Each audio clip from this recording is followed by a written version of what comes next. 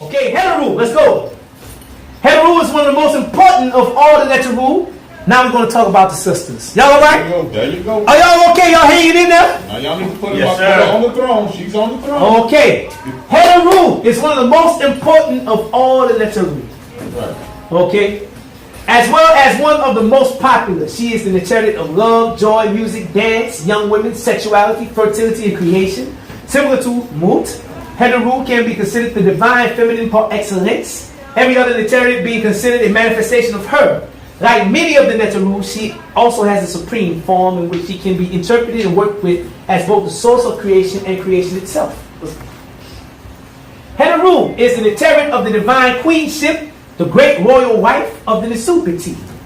Just as every Nesu is identified with Heru is eventually to become an Auset, okay, deified Nesupiti or ancestor. Likewise, Het Heru, who is the archetype of every queen, royal wife, young women and girls who eventually become Auset, the Neterit of motherhood, lineage, matrilineal rule of Nesu, and women. This takes place once queen becomes a mother. When this happens, she then becomes a queen mother, Auset, giving birth to Heru, the royal heir. As mentioned earlier in this work, it is held that at the conception of Heru, he takes up residence in his mother, Auset's womb. At this moment, her womb becomes the Het Heru, or the house of Heru. So in this instance, she becomes the womb that houses, protects, and nurtures the new life, physically. The womb and the egg. The egg provides sustenance and body to its seed. Like, you know, the egg is like this big, and the seed is like that big, you know? You understand? The egg provides sustenance and body structure to the seed. Okay? The womb protects, nurtures, and nourishes the seed. The placenta feeds and nurtures and nourishes the child via the umbilical cord, right? Purifies the blood of the child, gives nutrients to the child via the umbilical cord. Right? Hey, I say I got that right? Yeah. That's all right. You're like hell no. I got that right or no? Okay. So from the very beginning, you know, we see nourishing and sustaining and protecting and giving body, right? Feeding, okay?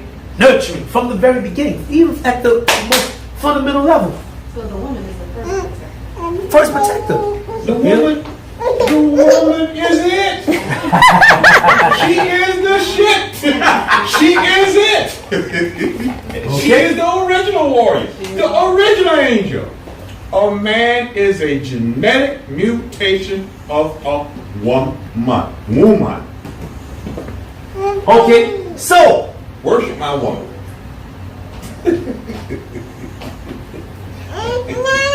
okay, so physically, Het Heru is the womb, especially in her rib, Neb Hetepet, lady of the vulva. And the fact that Het Heru, whose sacred animal in zoo type is a yit or cow, is in which the term yit is also a homophone for a term meaning vulva. As in the tear of the womb and vulva, Het Heru can be worked with for increasing fertility, physical and mental, spiritual, as well as healing illnesses of the reproductive system, especially that of women. Let's go. Now, this is something I made here. Wow. To demonstrate the way that our ancestors understood these forces. This is Het Heru, and you can see it's a woman with the head shaped just like a cow's head. Mm-hmm. Okay? But if you notice, here we have the womb. Mm-hmm. Shaped. Just like the cow's head. Just like the cow's head. Okay? The science of life that we're talking about here. The forces of nature. Let's go. Neptai, okay, these are some of Het Heru's names, and you know, I really wanted to get into the qualities of the woman, understand what the ideal woman looked like and was understood to embody, you know, through these forces, okay, as personification of these forces. Neptai, Irehinquet, Inqua, in S, Ear, or OBS. Lady of bread who makes beer as the creation of her mind and the work of her hands. Started off talking about food. Okay, let's go. Certain pets, Saes im Biners, who rejuvenates her son with her milk. Nursing. Well, we gotta start. You know, okay, you bring forth life, you feed him from the very beginning of his life, you give birth, and then you nurse. Society today, you know, is taking the woman out of the natural role, and now she's like, she ain't got no time for that. Let me go out and get it. Here's some Similac. Here's this. You know, I'm not. You know, 3 months and I'm done. Or you know, it's. I say, once we cut that connection, what we're actually doing, we're producing psychopaths and sociopaths that who can't comprehend and understand empathy because they didn't get that from that connection, that bonding with their mother is lacking. You see that ancestral genetic genius, okay, that's transmitted through that milk, okay, that nourishes that child is missing. So we're producing degenerates or mutations, as you say. Okay? Mutation. There you go. All right? I can't say she is splendid. She with splendid advice. She's an advisor. You know, women are very wise, intuitively, naturally. More so than men. Of course, they're smart. More so than men, okay? Very, very, you know, intuitive. All right? With splendid advice. She's, you know, she's telling you something. She's trying to help you, man. She's trying to nag you. Necessarily. Okay? Particularly. Not all the time. She ain't trying to nag you all the time. You know what I'm saying? You know, she got good advice. If you listen to, you know, we get out of our feelings and our ego, she actually trying to tell us something. You know, trying to put us up on game, trying to upgrade us. You're speaking generally, right? You know? Huh? You're speaking generally. What do you mean? You're speaking generally, you know, what a woman's supposed to, you know. The ideal, these are the qualities of the ideal African woman, Right. as expressed in the names, through the names of Heru. Okay? She who makes plans for His Majesty. Now, these next couple ones are important. She with great plans in the cities and nomes, by whose plans everybody lives, by whose plans the gods and people live, by whose plans every face all people live, who allows the two lands to prosper by her plans. Uh-oh. Ain't the man with the master plan. You see? I'm gonna be honest with you. My experience in dealing with, you know, organizations or talking about building and getting around a bunch of dudes, at the end of the day, it ended up being some ego shit and we never get a damn thing done. Just to be honest. You know what I mean? It's not until you get some sisters around you that stuff actually gets done. A man, right? We might have an idea. We might have a vision. You know, we might see how, you know, we could, you know, okay, this could be better or whatever. You know, we might have a vision or be inspired, but we don't necessarily have the practicality to work it out, to plan, to make it economical. You know what I mean? You know, and sometimes it's just like, you know, it's what we do. For instance, I wanted to do at least 2 big festivals this year. You know, and you know, the ladies they got in my ear and said, you know, Banu, you're being a little bit too ambitious. Let's take the time out, get these societies up and going. Let's plan it out. You know, we need a whole year in advance to get this done. Right? And I'm like, oh! But guess what? You know, got 2 trips to Africa doing this 6-week lecture series. Got, you know, all these other, you know, retreats and different things that we got going on. You know, it's a whole lot of things happening. I was pretty much being impractical. And I just had the idea. I didn't have a plan. You know? You know what I mean? So, most successful individuals, like, you know, we hear, for instance, even Dame Dash. You know, he's like, you want to be successful, you know, stop messing with dudes and get you a good woman.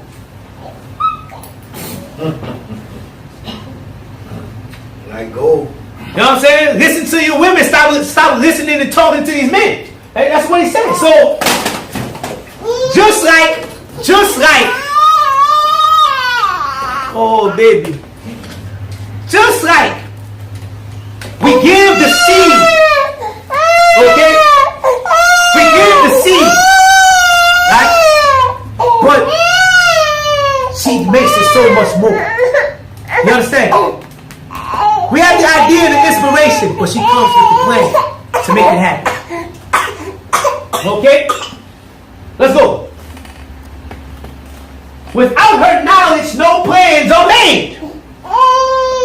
Uh-oh. You didn't talk about it. You didn't tell me. Why you didn't tell me before you did this? Why you didn't tell me before you bought that?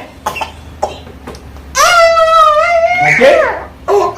Without her knowledge, the palace is not entered. No one comes in and out of the home. Without her knowledge. Without her knowledge, there is no coronation. That means, once again, as the man sits upon the lap of Auset, is a matrilineal culture. Okay? That means that it is her knowledge that makes you a man. It is her nod that approves your manhood, your kingship. There you go. All right, my brother. Okay? That's right. So without her knowledge, there is no coronation. You can't be a king without a queen. You gave me the element of surprise, brother. Element of surprise? Why? How could you? How could you be I'm surprised? surprised. I didn't think you were going to bring it up. How could you? How could you? She is the shit. You only been there every week. How could you be surprised? I don't understand. You're going to come with it, bro, like this. Okay? You know, I might not agree with everything you say. All right. Okay? But, you know, we're going to get to it. Without her knowledge, there is no coronation. Right? That means that the woman, you know, and even, you know, well, we can get into this, right? Going back up here. Without her knowledge, the palace is not entered. That means no other chick better enter into that palace without her knowledge. It's a woman that determines whether or not you get another wife. Whether or not, you know, I think I still got one. Last time I checked. Okay. That's Okay. That's all you can afford. Last All time I right. checked. So, without her knowledge, there is no coronation. She's the mistress of sayings and proverbs, the mistress of speech, the mistress of magic, the mistress of speech, the mistress of writing, the ruler of the books. That means she got it up top. Let's go. Who protects the perimeter of the solidus with her spells, who wards off the enemy with magic of her utterances, who transfigures the neter through her magic spells. This is important, right? Because, you know, who chases away the enemy through her utterances. She with effective magic. This is important because the woman is big juju. I'm going to be honest with you. Your primary role and function is inside. What you trying to say, brother? Women should stay in the house. What you saying? No. Listen to me good. Your primary function is inside. It's not just in the house. But we're talking about in the spirit. You are our first priestess. You are our first counselor. You are our ears in connection to the ancestors and the divine, first and foremost. You see? But, and we might, I say we would get, you know, mention it briefly, because we've been knocked so out of order. Sekhmet is out. Most of the sisters, you know, identify with Sekhmet. Oh, you know, warrior and the hunter and going out and getting it and bringing back this. If I don't do it, it ain't gonna get done. I don't need a man, but for one thing, I really don't need him for that. Okay, that, you know, we're out of order with that. But your job, you are ear to the connections to the ancestors. You who transfigures the neter through your magic spells and your rituals, right? You know, this means the original mediums, through your ritual, through your connection to the spirit realm and the ancestors, you were actually able to possess the spirit, to give form to the spirit, to the Neter, so that the Neteru and the ancestors could speak through you. Okay? Who chases away the enemy through her utterances, her juju, with her effective magic and her, effective plans. Effective plans in the shrines, meaning working out the plans and the vision of the family at the ancestor shrine, at the shrine of the Neteru with your rituals, attracting the wealth, attracting the success. Who makes splendid magical power, who predicts what will happen in eternity. Seers, you are the original seers. How many of y'all had dreams about stuff before they actually happened? Well, damn!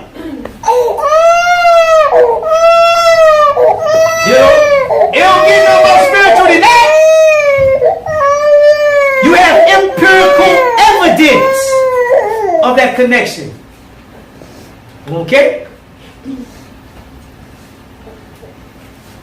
Predicts what will happen in eternity, who predicts what will happen in the future, who predicts what will come out and will happen in the future. Let's go.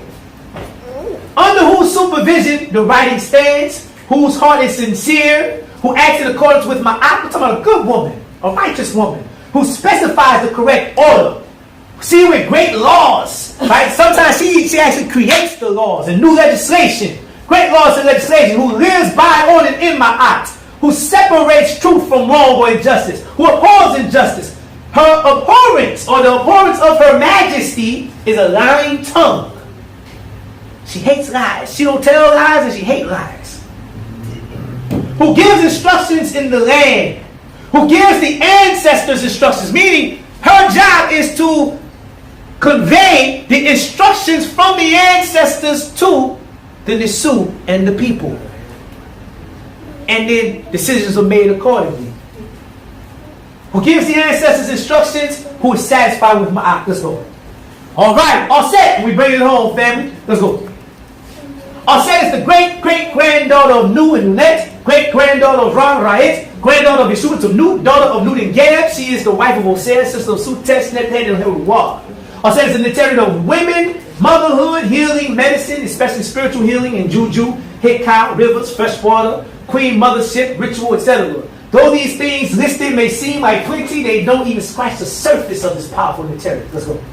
Auset's love and devotion in remembering Auset is symbolic of the deep longing for spirituality in man. The longing for the union with Neter. A longing that leads one to seek the Neter, and devotion to the path as an initiative devotee. She motivates man to transcend the mundane carnal life, to strive towards something higher, their greatest good, their innermost Neter Auset, and to manifest or give expression in the world as Heru. Heru, her journey is the spiritual journey of man, the journey of the person. Let's go. Within man, Auset corresponds to the Ka, which is the aspect of the individual that is responsible for giving one their unique qualities and expression of intelligence and power, talents and gifts, personality, and is inherited through the mother. Okay? It is the feminine counterpart of the Ba, which is received from the father and is associated with Auset.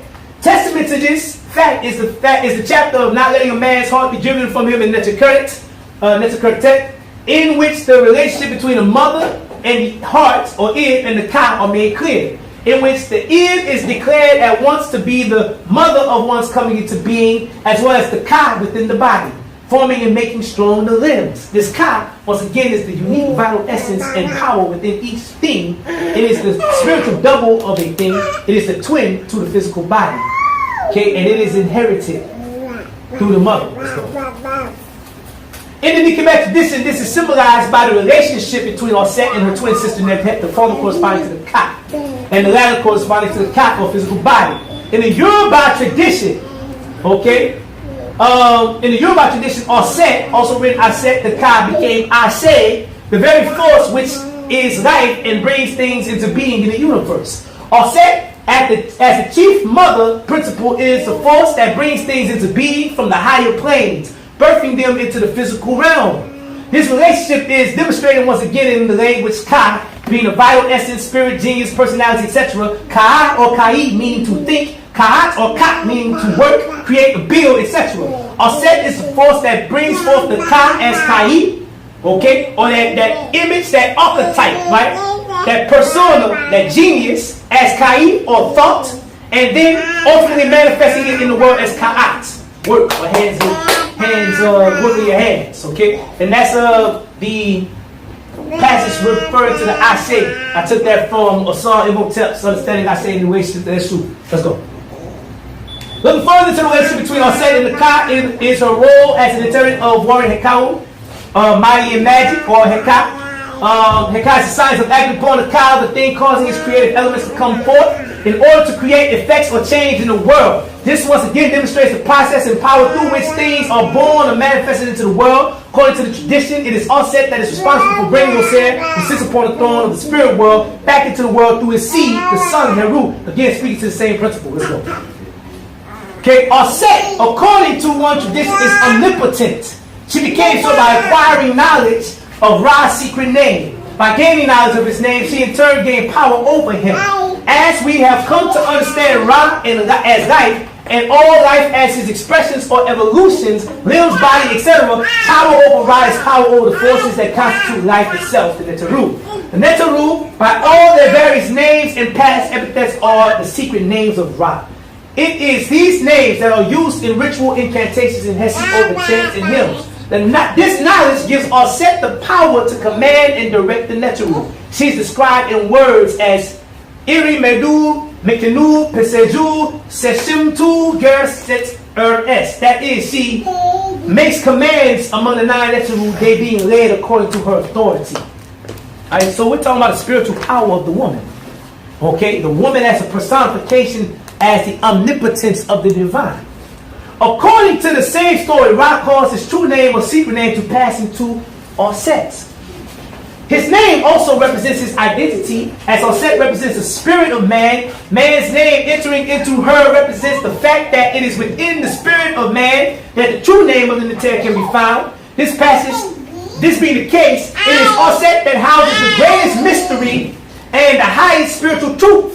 This is spoken to in the passage 12 of the Covenant text, in which it is stated, I have come forth from into the house of Auset to the secret mysteries. I have been conducted to her hidden secrets, for she caused me to see the birth of the great Neter. This is to say that our ancestors understood that it's within the woman that the secrets and the mysteries of the divine is hidden and contained. You know? The working of the woman. Right? The working of the woman, the working of the womb, like all of the processes mentally of a woman. This is what generates and gives body and form and expression and transmission to the divine. You see? It is within Auset, the spirit of man, that the deepest knowledge, the knowledge of the Neter resides, and her journey is one that represents the path of the initiate to discover it. So, we're all on a journey to tap into that innate potential, to unlock that potential, that knowledge, that power that's been transmitted to us through our mothers. Okay, Auset is very maternal. She is nurturing, compassionate, sensitive, empathetic, and protective. She is nourishing and associated with the nourishing and sustaining waters of life. In this regard, she is called the Unk, the giver of life, lady of streams of fresh water. She is the one who floods the Hopi of the Nile. Ikpet Waki Akut MS Sequedes. Rain cloud that makes green the fields when it descends. Her home is said to be Heru in the midst of the river, and she is said to call out from the river. Her cool and watery nature gives her tremendous healing power and psychic and magical abilities. She is the Neter of healing par excellence. This is evidenced by the fact that many of her stories portray her in certain senses where she must heal or restore someone, be it Auset, Heru, Ra, etc. Also, one of the most important Nikemet medical texts, the so-called Ebers Papyrus, opens up with 2 invocations addressed to Auset that are said to have power to overcome all illnesses, physical and spiritual. Okay? So, the woman is the healer. Auset is ultimately responsible for the resurrection of Auset, the resurrection of the man. That's some weight. Let's go. Auset became very popular with the masses due to her infinite mercy and compassion. She is the mother that will take care of her child regardless of how old they get. Her love is a deep, unconditional love. Okay. Auset, the wise woman. Auset, the protector and avenger. The mother of Neter, or the divine mother. Lady of heaven, earth, and spirit realm. Duat. Lady of heaven, earth, Duat, or spirit realm, water, mountains, and of all of new. Infinite, the all. Gives life to the living. Gives life to the natural. Queen of Juju. Avenger of her brother. Okay? And great protector. Let's go. Who gives instructions in the evening. Who gives instructions in the sanctuaries. Instructions are given to the country. Instructions are given in the two countries. Give the ancestors instructions. Who is satisfied with Ma'at. Who does right thing in the two countries and who acts in accordance with Ma'at. Without whose knowledge, once again, there is no action. Without whose knowledge, one does not enter the palace. Without whose knowledge, the palace is not entered. Without whose knowledge, one does not clean themselves. Your mama taught you how to wash it. You know what I'm saying? Okay? The mistress of the Maduniter, or the quote-unquote word of God. Okay? Mistress of terror, thanks to her juju books. Mistress of magic power. Mistress of spell in the living house, or the house of life, the temple.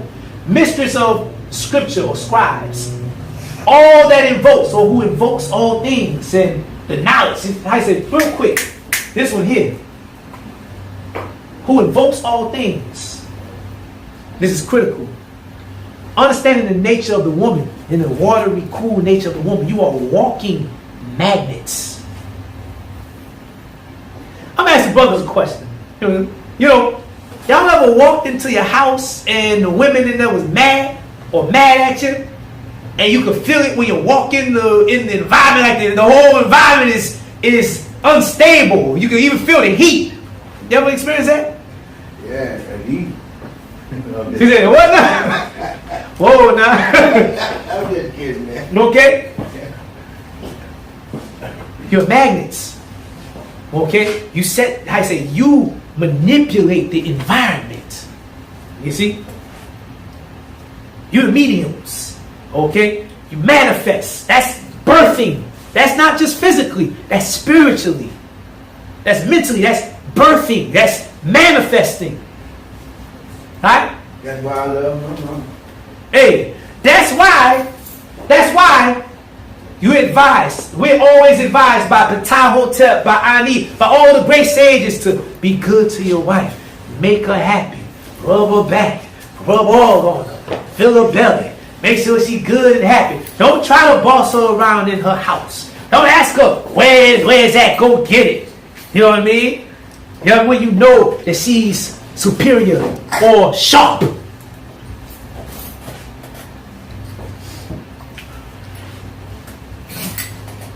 Okay? This is important. And it's important because the way that you feel, emotions, right? The power in a woman is in the emotion. The way that you feel will have a manifesting effect on your reality and the reality of your people. Mother's big juju. This is why it's understood that if a person is not in good graces with their mother, it's the same as having a curse upon their life. It's big juju. You see? Doing ritual, whatever the vision is, nourish that vision within herself. She has to really feel it. You see? She has to really feel it, and in feeling it, her power will go out. Sisters, your power will go out to birth it, to manifest it.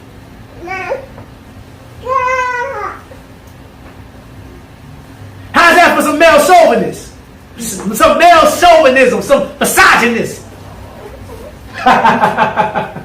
Okay? I'm glad by myself. Okay. Rekiet. Okay? The knowledge or the knowledge herself. Rekiet. The knowledge.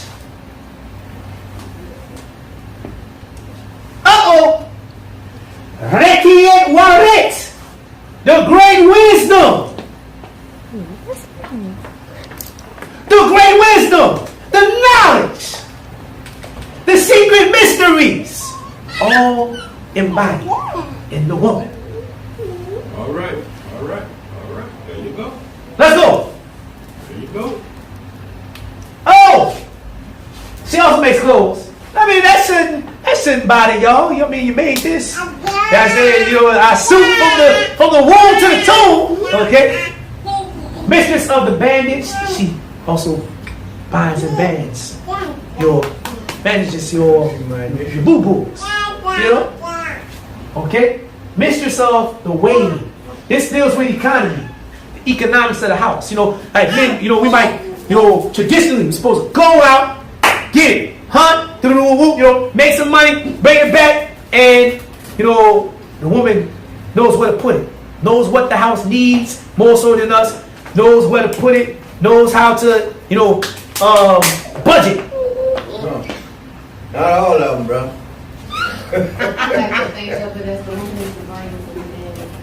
I ain't mad at it. So y'all work. Hey, baby. Y'all work. You know what you just I ain't said? mad at it. You know what you just said? And what you said is true.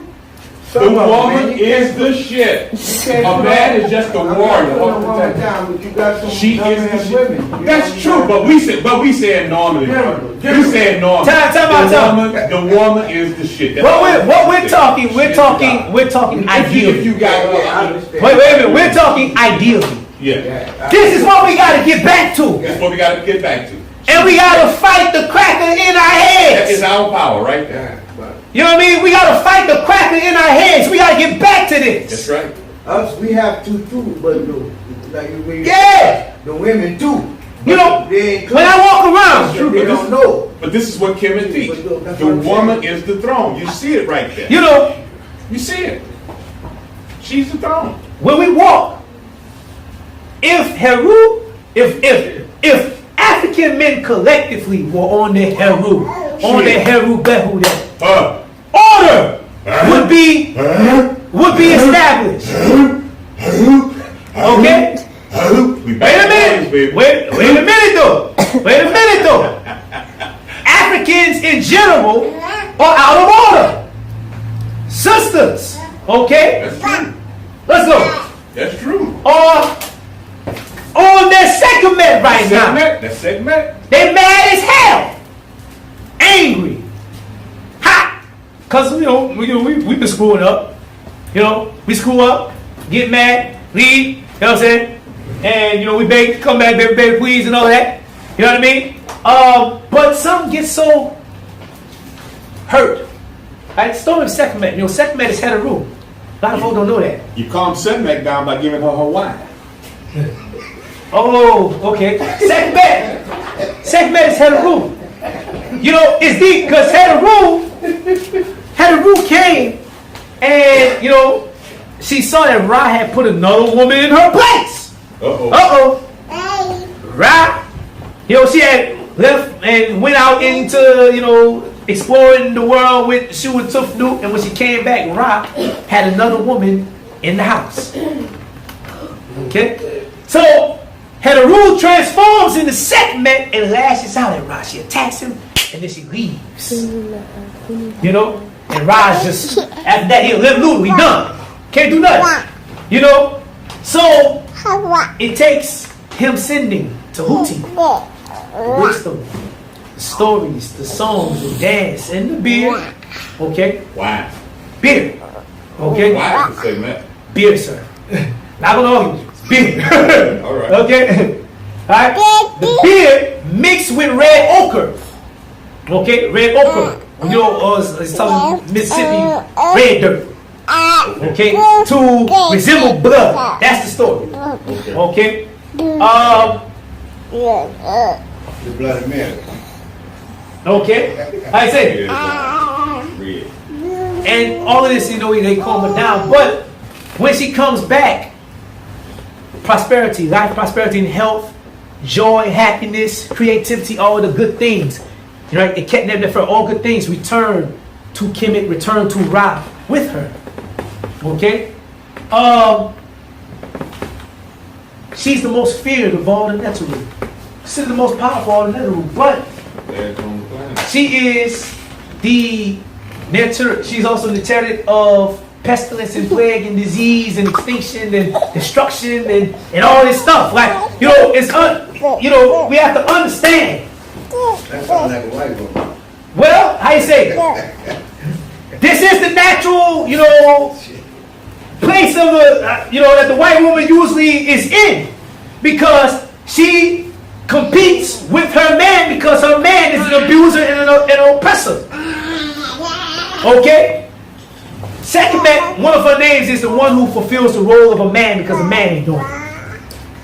So she don't need no man, and sometimes she's depicted with a phallus herself. She her own man. She her. She going out and get it. For herself, by herself. She don't need no man.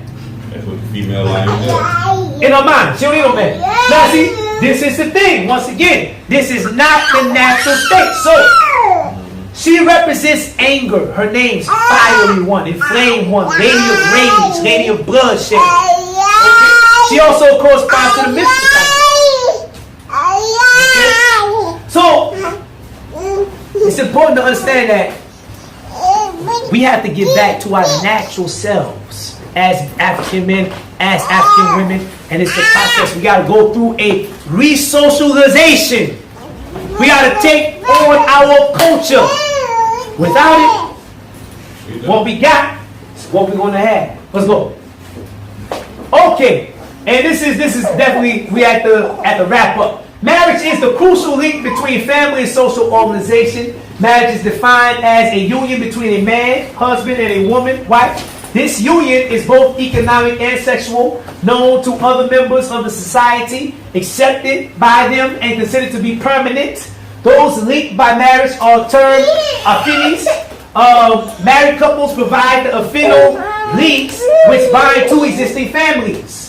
These links are cemented by the birth of children who provide the consanguine ties. Affinal and consanguine ties form the basis of the family institution. Marriage was the primary institution of social life in ancient Kemet. Although no term exists that denotes marriage as such, marriage in ancient Kemet did not involve a religious ceremony or require a legal certificate, but it appears to have been a private act between families which was culturally recognized. This point cannot be understated because it illustrates the fact that the ancient Kemetic family was not built on a legal basis. Therefore, therefore, terms such as mother-in-law, father-in-law, brother-in-law, sister-in-law have no internal cultural basis in describing the ancient Kemetic family. There's no term for father-in-law, mother-in-law, mother of my father, or I say mother of my wife, father of my wife, wife of my husband, pardon me, mother of my husband, father of my husband. These terms don't exist. Brother of my husband, no. That's your sister. That's your father. Once that connection is made. It's called your family connection. Yeah. Your quote-unquote father-in-law, no, that's not your father-in-law. That's your father.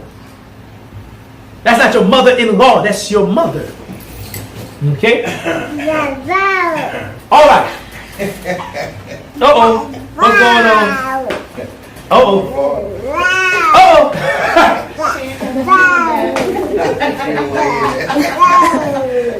Two types of families in ancient Kemetic society. Okay? First, there was the monogamous family, which is one man, husband, who is married to one woman, wife. The monogamous family union can be with or without children. Also, it can be nuclear in composition, with only a husband and a wife, married couple, or it could encompass the extended family, such as lineal and collateral relatives ranging from one or more generations. And let me say something real quick. The term for marriage is Gerek Per. Gerek Per. Is it Gerek Per? Gerek Per. Gerek Per. Gerek Per. Okay, and Gerek Per means to establish or found a house. So what we call today shacking up, the ancestors called get married. And when you got married, it could be just you and your wife, but the norm is you and your wife and some of, the so-called in-laws. You understand? Okay?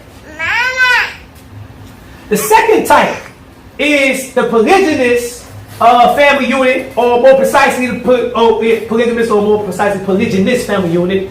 This family consisted on one man, husband, married to 2 or more women, wives. It may have been nuclear or extended as described earlier, with the exception of plural wives, demonstrating that polygynous